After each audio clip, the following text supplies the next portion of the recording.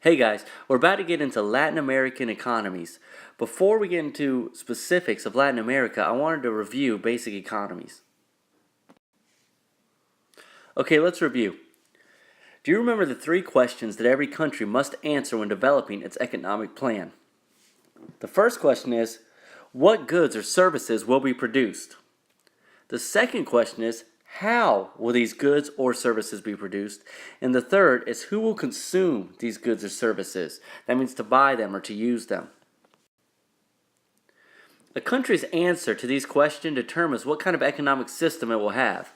It'll have one of three different kinds. It'll have either a traditional, a command, or a market economy. Okay, I know part of this slide is cut off at the top there, but this is the traditional economy. All economic decisions in a traditional economy are based on customs, traditions, and beliefs of the past. What this means is that people will make what they have always made and do the same things their parents did. They don't really venture out into creating new ways to stimulate economy. The exchange of goods is done through bartering. Bartering means they trade without using money. They give one good for another good. Some examples. Villages in Africa and South America, the Inuit in Canada, Aborigines in Australia are all examples of traditional economies. Again, I apologize for my slide being cut off here. I'm not really sure why. This is a command economy. In a command economy, all economic decisions are made by the government. The government owns most of the property, sets the prices of goods, determines the wages of workers, and plans what will be made. They control everything. This system has not been very successful. More and more countries are abandoning it and not using a command economy. This system is very harsh to live under. Because of this, there are no pure command countries in the world today. Some countries are kind of close, but not quite command economies. Some examples are Cuba, the former Soviet Union, North Korea, and the former East Germany. All of these countries have the same type of government, communist. This government is in control of everything, which makes them have a command economy. Okay, if you can see up top there, this is the market economy. In a market economy, economic decisions are made based on the changes in prices that occur as buyers and sellers interact in the marketplace. The government has no control over the economy. Private citizens answer all economic questions. In a truly free market economy, the government would not be involved at all. Now this is pretty scary. There would be no laws to make sure goods and services were safe. This would be a huge problem when it comes to getting food and medicines. There would be no laws to protect workers from unfair bosses. Bosses could treat workers however they wanted, pay them whatever they wanted. Because of this, there are no pure market economies. Some countries are closer than others, like the United States, the United Kingdom, Australia, etc., but the government does intervene to make sure people are still being treated fairly. If you remember when we talked about economy before, there are no countries that are purely command or purely market. So what does that make them? Most democratic countries have some characteristics of both systems being command and market. So, to keep it simple, we just call them a mixed economy. Of course, most countries' economies are closer to one type of system than the other, but it's somewhere in between that market and command economy. Okay, again, ignore this part down here, the gross domestic products for our next slide. Right now, what we're looking at is the factors of production. There are 4 factors of production that influence economic growth within a country. 1, what natural resources are available? 2, what is the investment in human capital? Remember, this is increasing humans, usually through the literacy rate. 3 is the investment in capital goods. And 4 is entrepreneurship.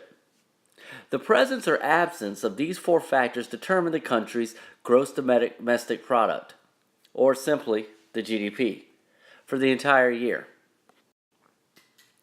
The GDP is the total value of all the goods and services produced in a country in 1 year. It measures how rich or poor a country is. It shows if the country's economy is getting better or if it's getting worse. Raising the GDP of a country can improve the country's standard of living. This is a picture of some words that kind of go with GDP.